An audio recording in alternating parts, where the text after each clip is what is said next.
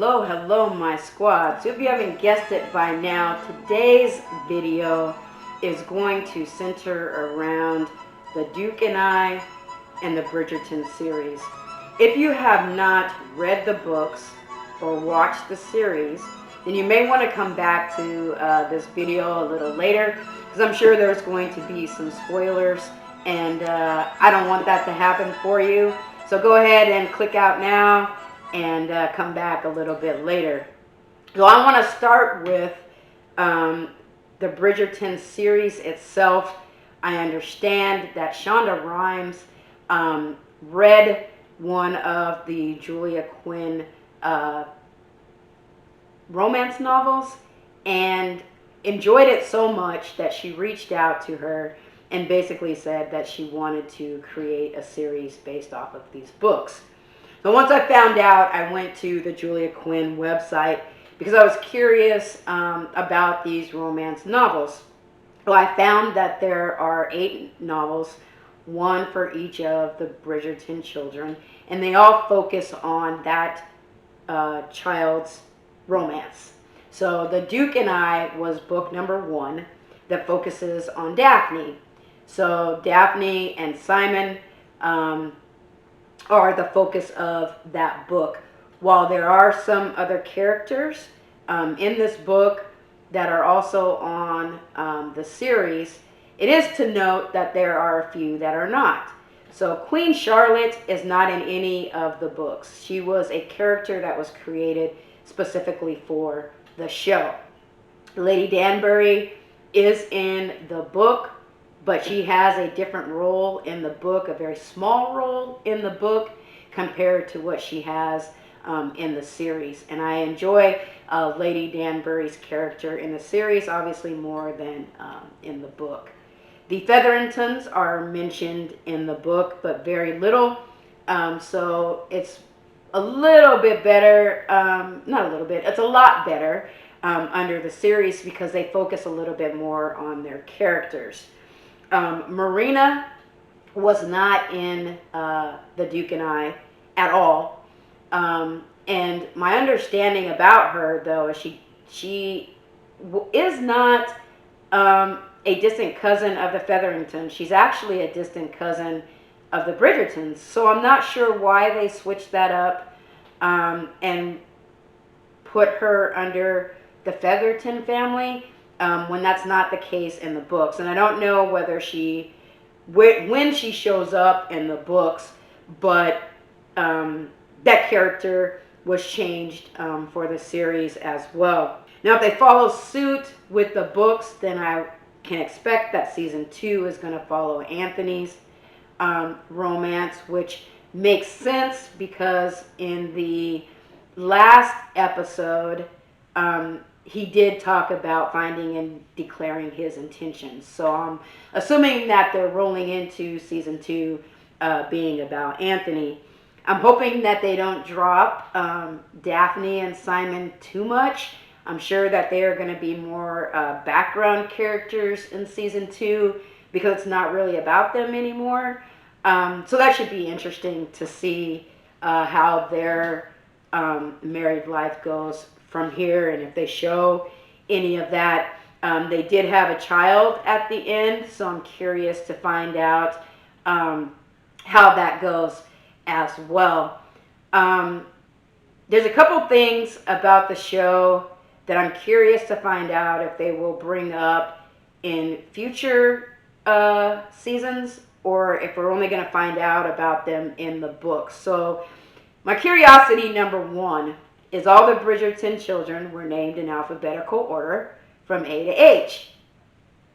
Is that a family tradition? Is that something that Violet and her husband started? Will the Bridgerton children follow suit? I assumed that Daphne and Simon would, because he mentioned when she said they have to find a name, he said it needed to start with an A because we have family traditions. Does that happen with everyone? Does that just happen with them? Spoiler alert, in the book, it does happen with them. They did not have a son as their first child, however. They had a girl, so that's another thing that they changed in the series. So it should be interesting to see where it goes from here. I did finish The Duke and I. That is something that I got on Audible, so I didn't have to read it. I just listened to it. It's about a 12-hour audio. It was a great book. They gave a lot of information. Again, a lot of the characters were not explored a lot in the books because it was basically Daphne and Simon. I did get The Viscount Who Loved Me. That's the second book, and I'm assuming the second season. I don't know when I'm going to start that. I don't want to start it too early because we know that Netflix originals only hit once a year. And depending on how quickly they are able to get the filming done, it should hit in December. But because of COVID and the COVID restrictions, are they going to be able to be on time, get the filming done, and get it released? Who knows? I may be 4, 5, 6 books into this romance novel series before season 2 even hits, because I really, really enjoyed the books. And this isn't the first time that I've ever read a book after seeing a season that was based off, or series that was based off of a book, or a movie that was based off of a book.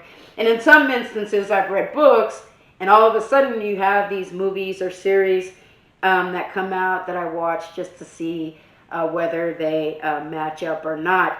I wish I had known that this was based off of a book, because I would have rather read the book first and then watched the series to see what the changes were.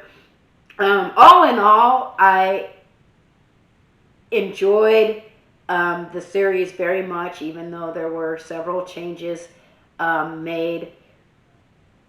It was a great series.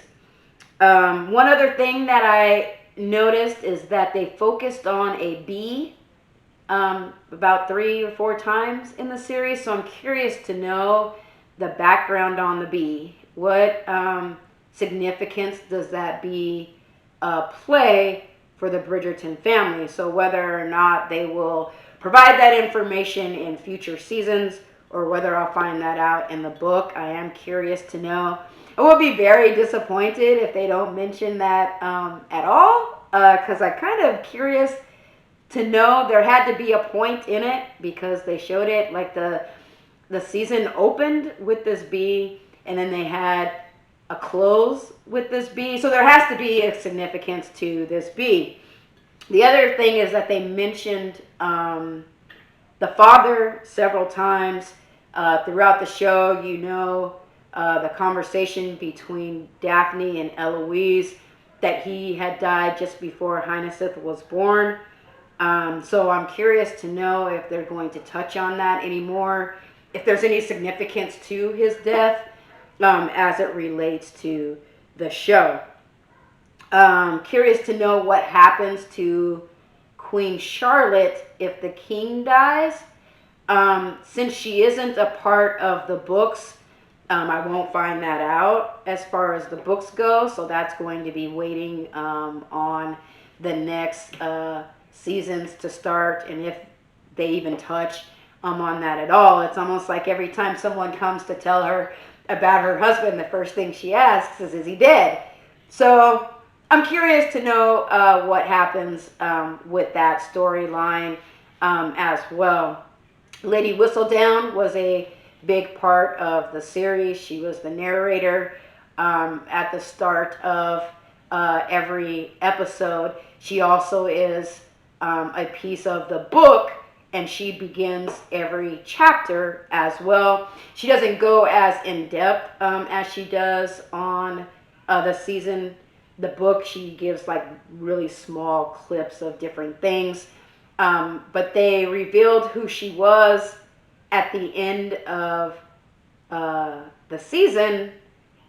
But in the book, my understanding is she isn't revealed till several books down the road. Penelope has a crush on Colin. Do they get together?